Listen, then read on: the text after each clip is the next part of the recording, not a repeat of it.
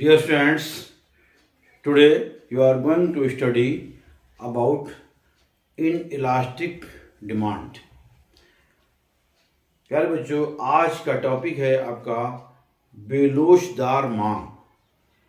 जो आप टॉपिक पढ़ रहे हैं, इतने elastic demand, price elastic demand के अंतर्गत ये सारे टॉपिक आप पढ़ रहे हैं। तो उसी कड़ी में ये दूसरा टॉपिक है बेलोशदार मांग। प्यारे बच्चों, बेलोशदार मांग क्या होती है? जब वस्तु के मूल्य में अधिक परिवर्तन होने पर उसकी मांग में अपेक्षाकृत बहुत कम परिवर्तन होते हैं, तो उस वस्तु की मांग को बेलोशदार मांग कहते हैं। यहाँ पर यह समझना जरूरी है कि वस्तु के जो से परिवर्तन हो रहे हैं, अधिक परिवर्तन, मूल्य में अधिक परिवर्तन हो जा रहा है, फिर भी मांग में बहुत अधिक परिवर्तन नहीं होता है, तो ऐसी मांग जो है वो कहलाती है बेलोशदार मांग। इसका एग्जाम्पल, बेस्ट एग्जाम्पल है जैसे चीनी, इसका शुगर। इसमें क्या होता है कि चीनी जो खपत है हमारी रोज़मर्रा की जो लाइफ में, तो अगर उसके रेट बढ़ जाते हैं, मान लिया 2 रुपये से 20 रुपये का रेट हो जाते हैं, तो हम उसमें जो मांग हमारी है, हम कुछ मांग कम कर लेते हैं। मगर ये कहो कि बिल्कुल से हम बहुत बड़ा फर्क पड़ जाए, जैसे हमारे यहाँ अगर आपके घर पे अगर चीनी की खपत अगर 1 महीने में 10 किलो है, तो अगर महंगी हो जाती है चीनी, तो बजाय 10 के आप 6 किलो कर सकते हैं, उसकी खपत 4 किलो कम कर सकते हैं। मगर आप ये कहें कि 10 का 2 किलो कर दें, तो ये बहुत ही इम्पॉसिबल है। तो ये एक ऐसी मांग जो है वो बेलोशदार मांग कहलाती है।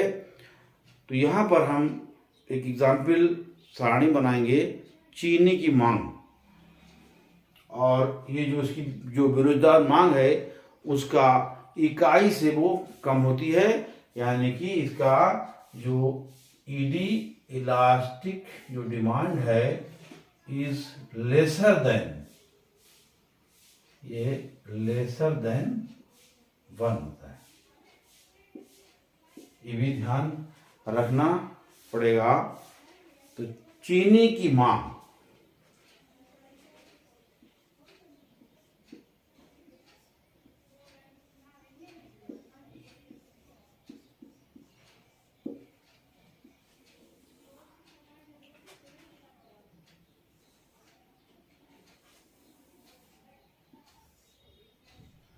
यहाँ पर हम टेबल बनाते हैं।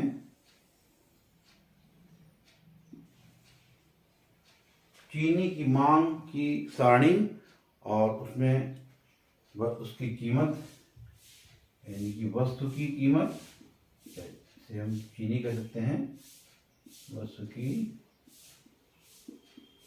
कीमत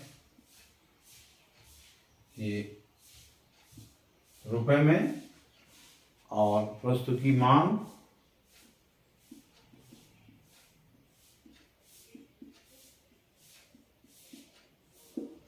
किलोग्राम में।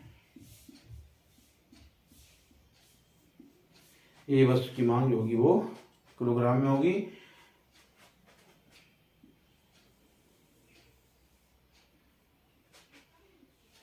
तो यहाँ पर कीमत जब 8 रुपया है, मान लिया हम मान लेते हैं कि यहाँ पर चीनी की कीमत 8 रुपया है, तो उसकी मांग जो है वो 10 किलोग्राम,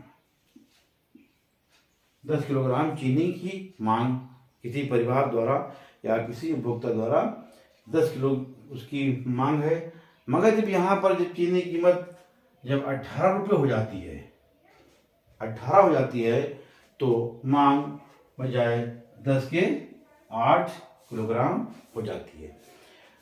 तो ये मांग की सारणी, यानी बेरोजगार मांग की ये सारणी है, और इससे हमें पता लगता है पूरी बातें सही बातें मालूम चलती हैं सारणी से, कि सारणी से स्पष्ट है कि चीनी की कीमत में वृद्धि होने पर उपभोक्ता चीनी की मांगी गई मात्रा को कम कर देता है, किंतु कीमत में वृद्धि की तुलना मांग में कमी का प्रतिशत बहुत कम है। इसको हम सूत्र के आधार पर भी चीनी की मूल्य सापेक्षता जो है वो निकाल लेते हैं। वो आता है ईडी इज लेसर देन 1। इस प्रकार मांगी गई मांग की लोच 1 से कम। अब इसको हम एक फार्मूले द्वारा निकालेंगे। फार्मूला इसका होता है ईडी मांग की लोच, ED is equal to delta Q upon delta P into P upon Q. तो यहां पर डेल्टा क्यू देखेंगे क्या है, यानी क्वांटिटी।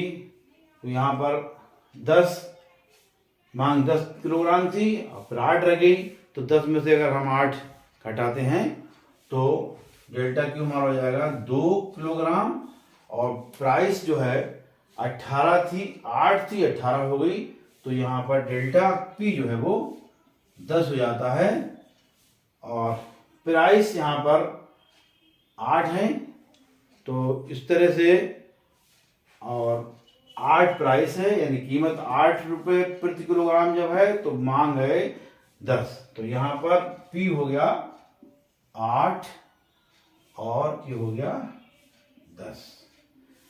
इसको हम सॉल्व कर लेंगे तो हमारा आंसर कितना आएगा, 2 5 10 और 2 4 8, 2 5 10। ये आएगा 4 1 4, 4 अपान 25। इसको जब हम सॉल्व करेंगे तो ये 0.16 लगभग आता है ईडी, जो बेरोजगार मांग जो है वो 0.116 आता है। तो इसका इकाई से कम है, ये इकाई से कम।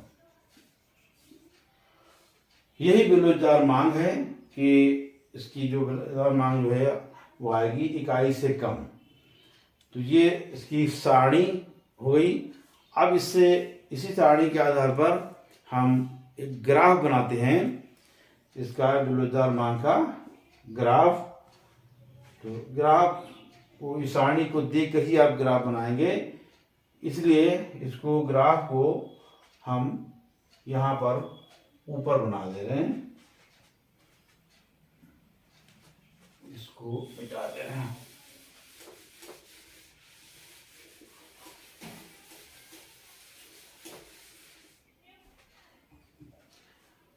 सबसे पहले हम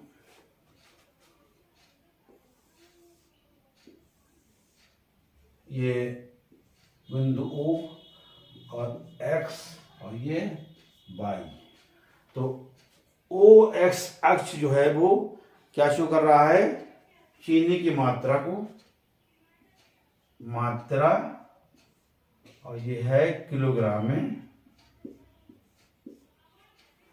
और OY जो है वो क्या शो कर रहा है, कीमत,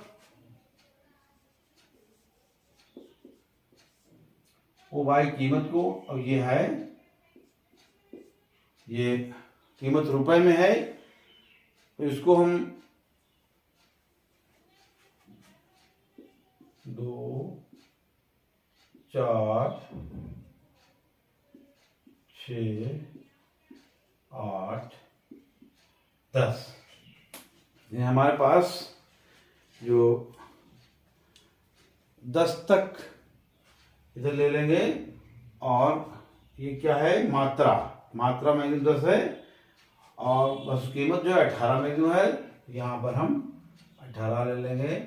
यानी कि 2, 4, 6, 8, 10, 12, 14, 16 और 18। तो ये कीमत ओ यहाँ पे नोट कर लें कि ओ एक्स अक्ष ये क्या है, ये कीमत ये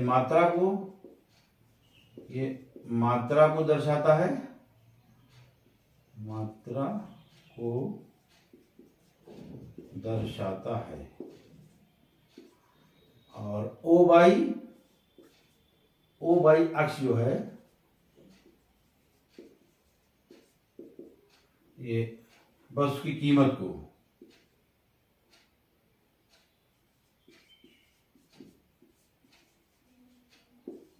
दर्शाता है।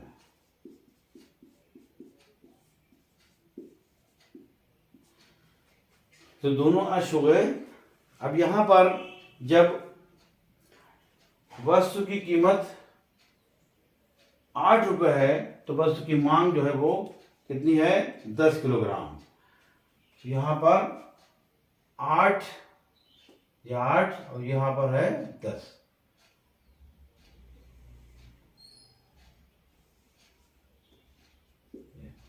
यानी जब 8 रुपए है तो वस्तु की कीमत 10 किलोग्राम, और जब 18 रुपए है कीमत तो मांग है 8। तो यहाँ पर हम ये लाएंगे 8 के,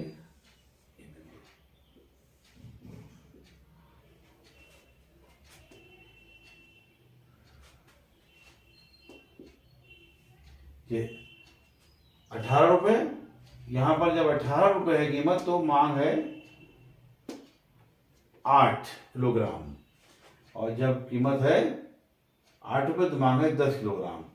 तो यहाँ पर ये बिंदु हम इसको मिला देंगे, यही आपका बनेगा वक्र।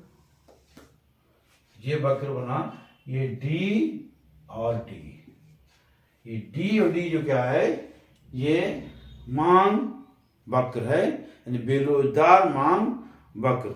और इसका मान होगा जो डी डी